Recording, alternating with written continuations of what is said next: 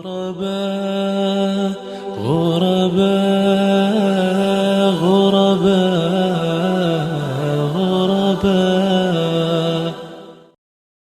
Baik, talak itu sendiri dari kata at-talaqu, ya, pakai qaf ya sebenarnya, cuma biasa dalam bahasa Indonesia sudah jadi bahasa baku, ya. Dari segi bahasa dia adalah halul withaq, ya. Jadi ada ikatan dilepas, ya, atau al-itlaq.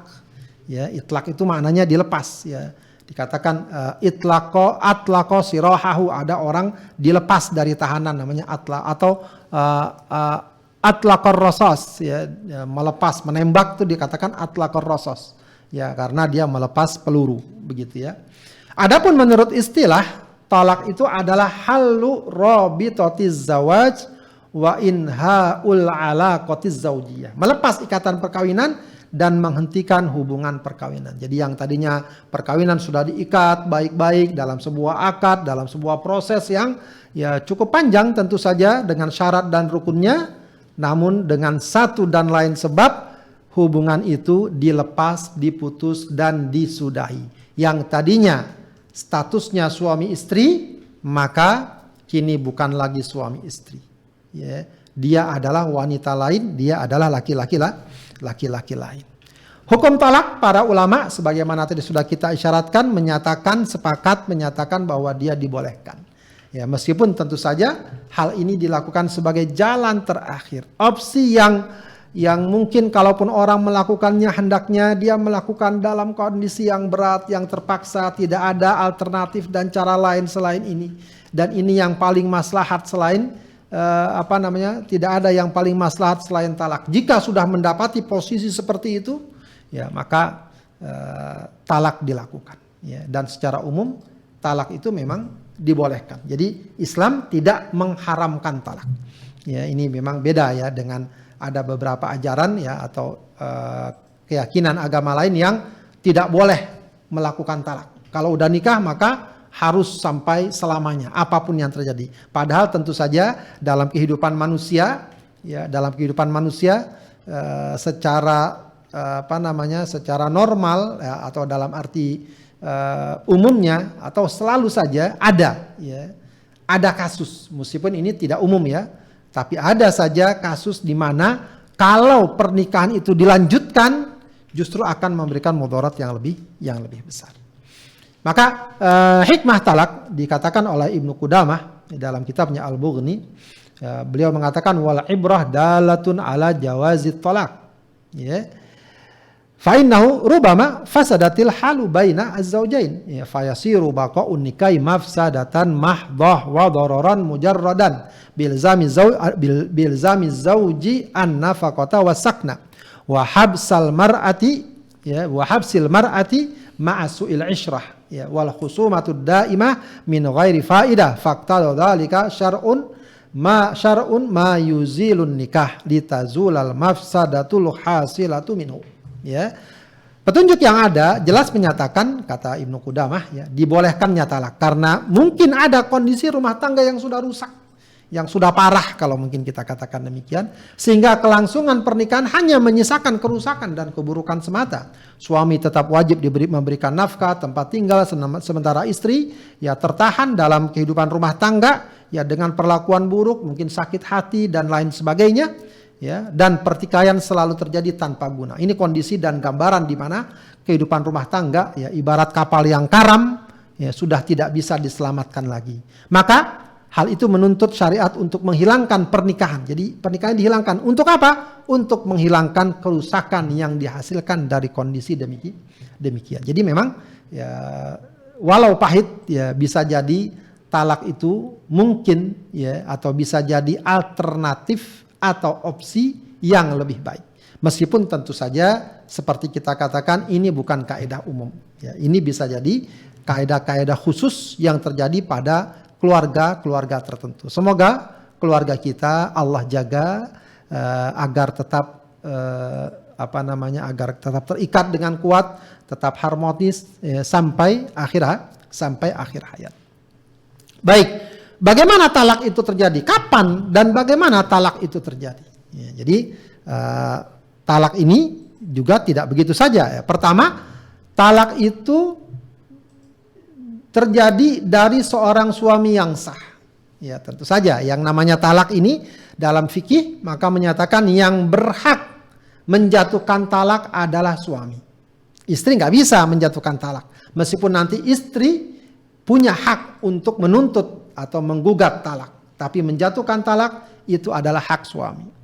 Suaminya pun balik, berakal, sehat. Ya, jadi kalau suaminya mungkin sedang tidak berakal, sedang kurang waras, sedang mungkin apa, lalu dia mungkin pingsan lagi, ngigau segala macam, dia mentalak istrinya, ya nggak jatuh gitu. Tidak dalam keadaan waras, begitu ya. Dan juga dijatuhkan dalam keadaan sadar dan kemauan sendiri, bukan karena dipaksa, ya, bukan karena tekanan-tekanan yang membuat dia secara terpaksa mentalak istrinya, tidak. Ya, dilakukan dalam keadaan sadar dan dalam kemauan sendiri.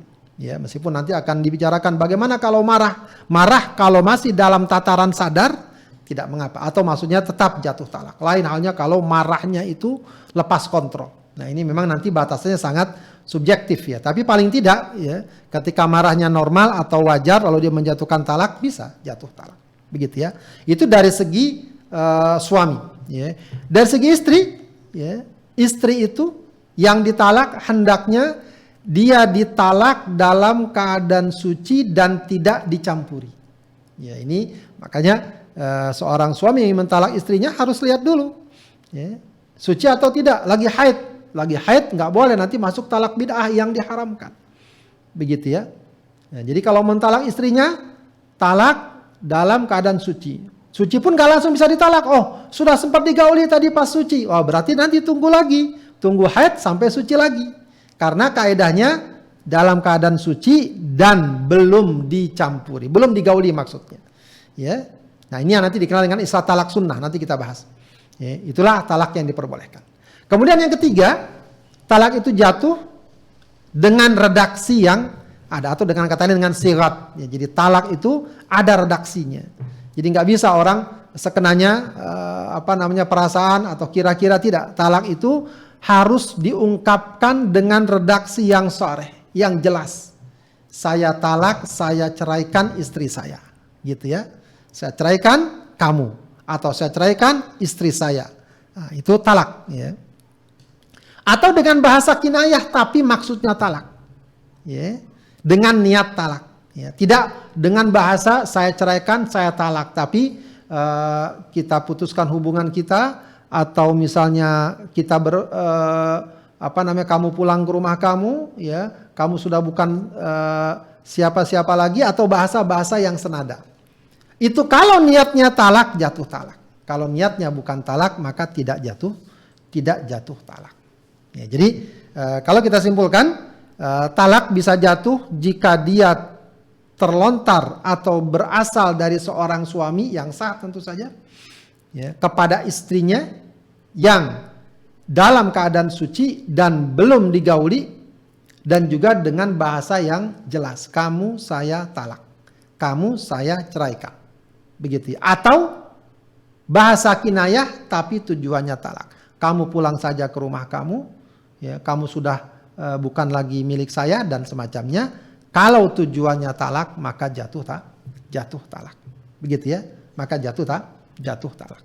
Jadi kalau belum ada hal-hal seperti ini, yang terutama masalah sighat tadi, ya, suami belum mengucapkan kalimat talak, maka itu belum bisa dipastikan talak.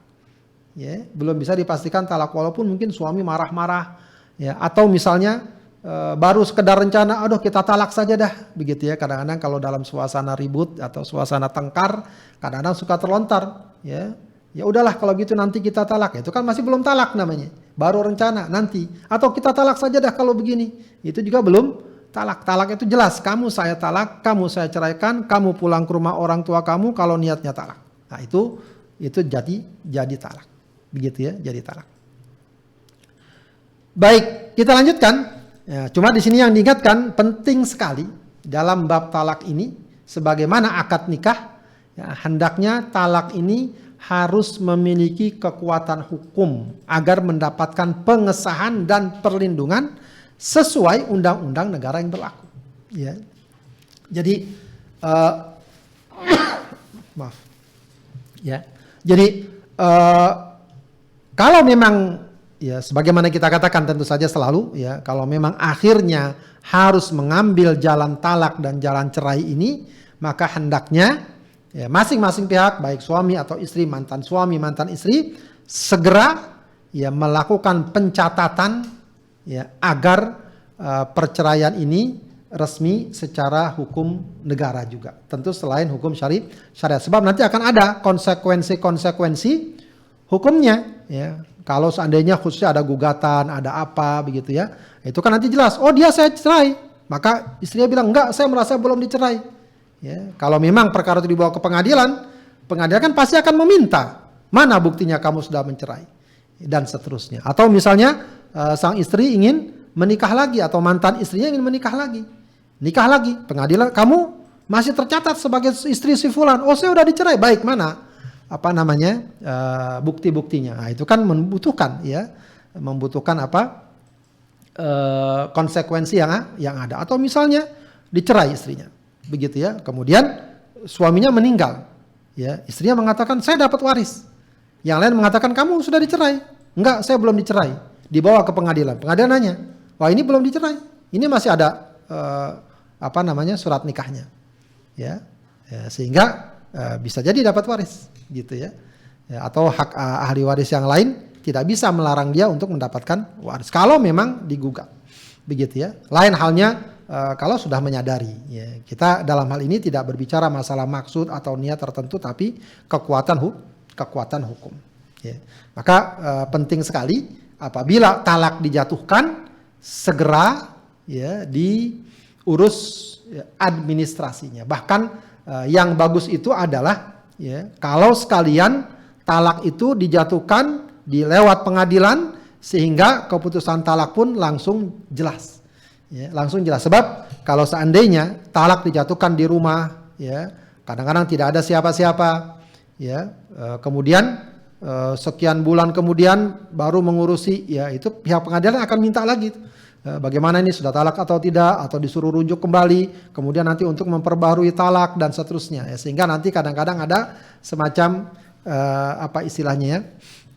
ketimpangan begitu ya, sementara dia sudah jatuhkan talak, pengadilan belum menjatuhkan talak begitu ya. Maka idealnya adalah kalau memang talak mau dijatuhkan, bagusnya lewat pengadilan agar sekaligus mendapatkan kekuatan hukum baik secara syar'i maupun kekuatan hukum undang-undang. Atau paling tidak sebagaimana dinyatakan di sini bahwa sunnah ketika talak itu mau dijatuhkan menghadirkan saksi. Menghadirkan saksi. Para ulama mengatakan perintah ya menghadirkan saksi yang ada dalam Al-Qur'an itu adalah anjuran. Ya, lebih baik kalau seandainya talak itu ada saksinya. Sehingga kalaupun nanti ada gugatan atau ada apa, kemudian dituntut misalnya satu tuntutan tertentu, paling tidak dia masih punya kekuatan adanya saksi yang menyaksikan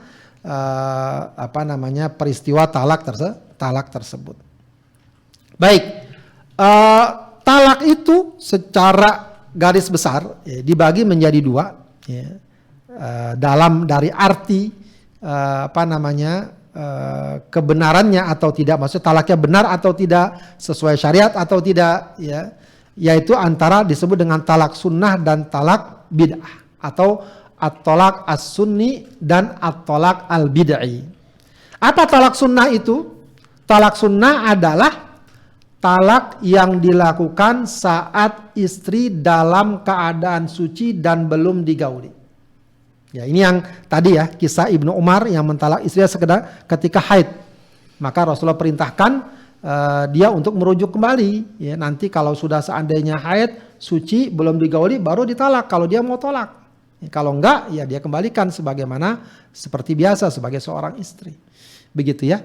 Ya, jadi ketika seorang suami hendak mentalak istrinya, maka tunggu. Haid, oh belum boleh. Sudah suci tapi digauli, belum boleh. Sudah suci, belum digauli, nah silahkan talak. Begitu ya, kalau mau mentalak istrinya. Begitu. Ya, kenapa? Di antaranya para ulama mengatakan kenapa dalam keadaan suci? Karena kalau suci itu nanti terkait dengan masa iddahnya, jadi lebih cepat. Ya, sehingga tidak terlalu memperlambat masa iddah seorang wanita setelah ditalak. Ya, karena itu juga ada kebaikan, ada kemanfaatan. Kenapa belum digauli? Agar dipastikan ya ketika ditalak ya tidak ada potensi bahwa istrinya akan hamil. Istrinya akan hamil. Sebab kalau ketika ditalak lalu kemudian terbukti kemudian ternyata istrinya hamil ya, maka masa iddahnya akan lama. Masa iddahnya akan lama. Begitu ya. Ya sehingga akan merepotkan istri yang ditalaknya. Atau ya agar tidak ada potensi ya, misalnya bisa jadi mungkin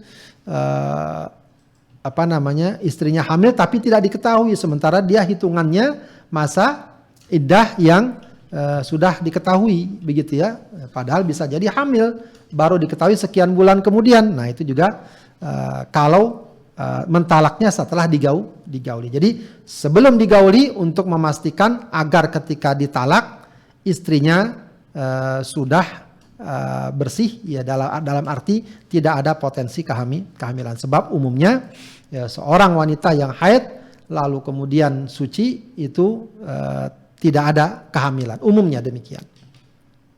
Baik, berarti kebalikannya adalah tolak bid'ah. Ya, dan di sini para ulama mengatakan ini tolak yang diharamkan ya, tidak boleh. Ya, jadi seorang suami nggak boleh sembarangan mentolak istri lagi haid ditalak, maka tidak boleh. Ya, talak yang dilakukan saat istri sedang haid nggak boleh. Ya, tidak boleh. Atau saat suci tapi belum digauli. Ya, ini salah ya, salah tulis nih. Saat suci tapi sudah digauli. Ya. Tapi sudah digauli. Ya, ini biar jangan salah. Ya. Jadi talak bid'ah adalah talak yang dilakukan saat istri sedang haid, nggak boleh. Atau sedang suci, tapi udah digauli saat masa suci itu. Nah itu nggak boleh. Ya, itu tidak boleh. Meskipun ya nanti ada perdebatan para ulama. Kalau hal itu dilakukan, apakah talak jatuh? Ya. Umumnya para ulama mengatakan talaknya jatuh. Tapi sebagian ulama mengatakan tidak. Buktinya Rasulullah mengatakan, memerintahkan Ibnu Umar untuk merujuknya. Ya, tapi para ulama mengatakan kalau Rasulullah bilang merujuknya berarti tolaknya jatuh dong, gitu ya. Jadi itu memang ada perbedaan pendapat ya. Tapi intinya adalah jangan melakukan talak dalam keadaan istri sedang haid atau dalam keadaan suci tapi pernah atau sudah digauli. Baik, kemudian pembagian talak lagi dari aspek masalah nanti rujuk atau tidaknya. Ya, jadi talak itu ada dua. Ada tolak roj'i, ada tolak ba'in. Ada tolak roj'i, ada tolak ba'in. Tolak roj'i apa? Tolak roj'i maksudnya adalah talak 1 dan 2 sebelum selesai masa iddah. Talak 1. Pertama kali dia mentalak istrinya. Kemudian masa iddah belum selesai, namanya tolak roj'i. Kenapa dikatakan roj'i? Karena masih bisa melakukan roja'ah. Roja'ah maksudnya rujuk. Ya, masih bisa melakukan rujuk. Sudah ya ditalak sekali, lalu rujuk. Rujuk, hidup lagi berkeluarga seperti biasa, kemudian bertengkar lagi, talak lagi, berarti 2. Sebelum habis masa iddah, rujuk lagi. Nah itu namanya tolak roj'i. Jadi talak 1 dan 2 sebelum selesai masa iddah. Nah, kalau tolak bain apa? Tolak bain adalah talak 1 dan 2 tapi sudah habis masa iddah. Talak 1, dia pertama kali talak istrinya, talak. Sudah kan? Kemudian nanti berlalu masa iddah, nanti masa iddah akan kita bicarakan. Sampai selesai. Sudah selesai ya sudah, berarti bain. Ya, bain artinya udah berpisah. Ya, suami nggak bisa, saya merujuk istri saya, nggak bisa. Kalaupun bisa, dia harus nikah ulang, akad baru, mahar baru, segala macam. Sebab kalau rujuk nggak perlu nikah ulang, nanti kita jelaskan masalah rujuk. Ya, jadi talak 1 dan 2 kalau habis masa iddah, atau disebut nanti bain sugro, atau talak 3, Kalau udah talak 3 nggak perlu istilah iddah. Ya, memang nanti ada iddahnya, tapi iddah nggak berpengaruh dia mau iddah mau tidak. Ya, suami yang mentalak setelah talak 3 sudah lepas istrinya.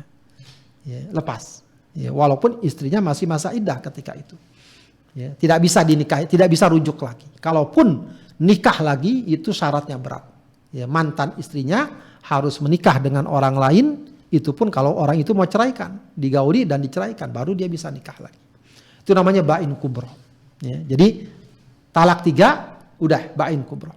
Jadi sekali lagi, talak raj'i, talak 1 dan 2 sebelum selesai masa iddah.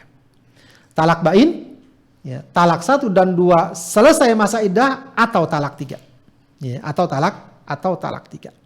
غرباء غرباء غرباء غرباء غرباء غرباء